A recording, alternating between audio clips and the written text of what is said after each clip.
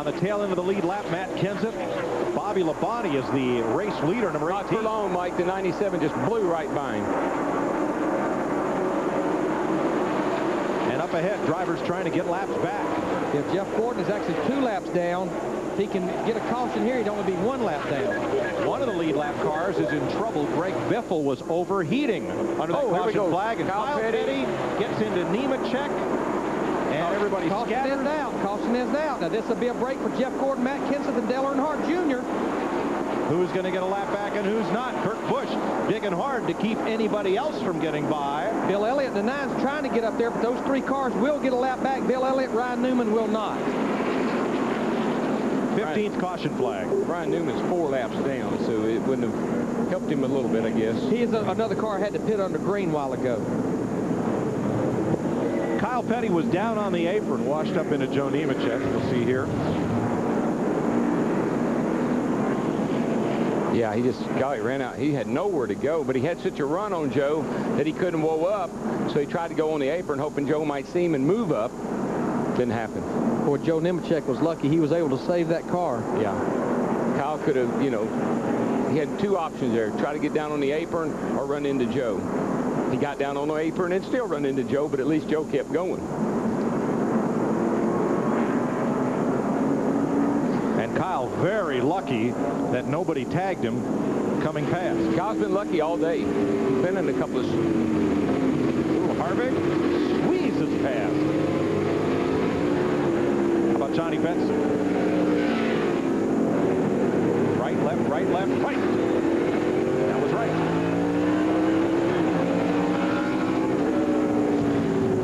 Now that'll put Matt Kenseth back on the lead lap, so we now have 6 cars on the lead lap. Puts Jeff Gordon 1 lap down. Dale Earnhardt Jr., after running out of gas under green, puts him now 2 laps down. In fact, Matt Kenseth and Dale Earnhardt Jr. are both on pit road. Yeah, and the problem is these guys 1 lap down, there's a lot of cars in the same boat.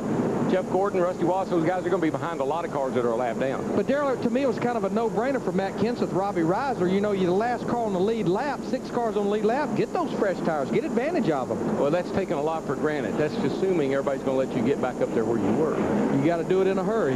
Now, what is the rule when you line up for the restart among cars that are 1 or 2 or more laps down on the inside? Do you need to give way to somebody who's less laps down than you are? The rule, it's a gentleman's agreement. It's another one of those situations where if you're 2 laps down, the other guy's 1 lap down, you would courtesy would say let the guy go, but it doesn't necessarily have to happen.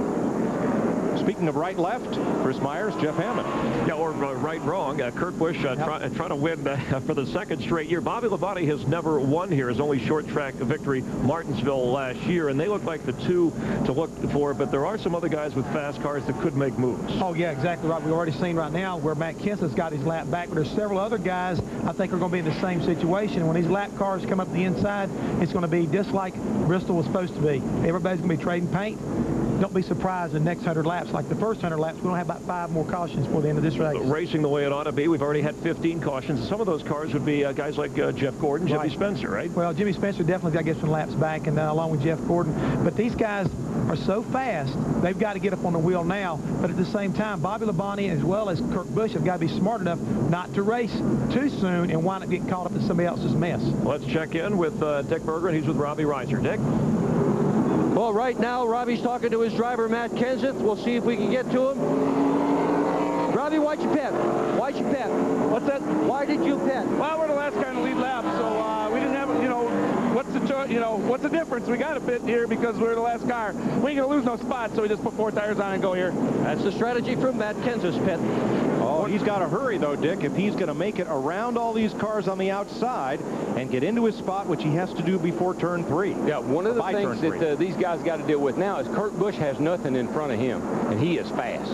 So trying to get a lap back now is going to be pretty difficult to do because Kurt's going to have clear sailing, and I don't think you're going to catch him. He made it. It's in the middle of 3 and 4. Kevin Harvick let him slide in. Pace cars off. We're going racing. 90 laps to go. Green, green, green.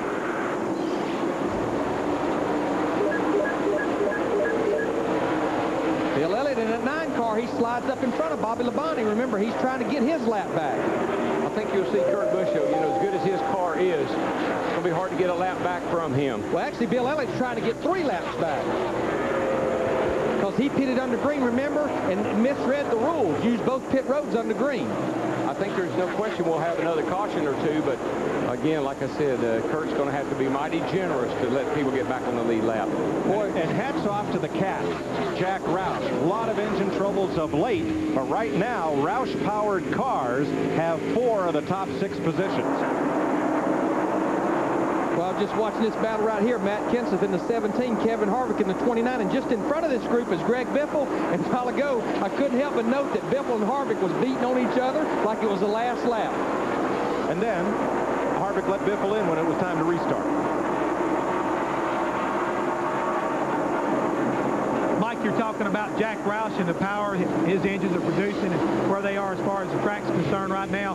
Spoke to Jack earlier today, and he told me, he said, Jeff, a lot of people have said, what's going on with your engine program? But you need to understand something. We're trying to make more power.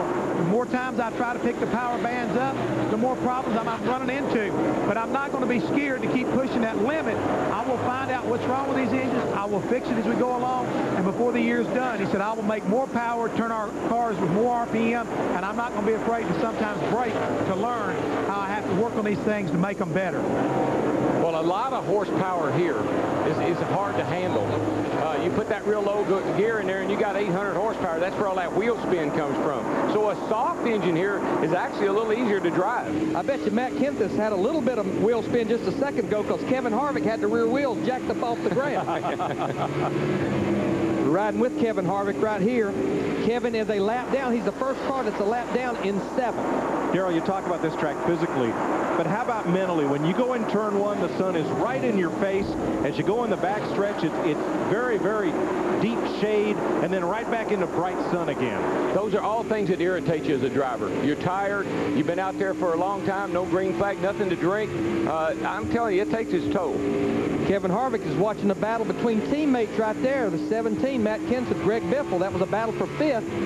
And he just got into the back of Greg Biffle as well. You just watch when this race is over with how many of these guys they got to drag out of these cars. Because this is the first really tough physical race we've had this year. And it's pretty warm out there right now. That's the reason you own a box of Wheaties, because these drivers are athletes. Oh, yes, they are. To own a box of Wheaties, you have to be an athlete. Like I've always said, go out there and put a helmet and a jacket on, ride around your cul-de-sac for 3.5 hours with a heater on, see how you feel. And put 40 other cars in that same cul-de-sac.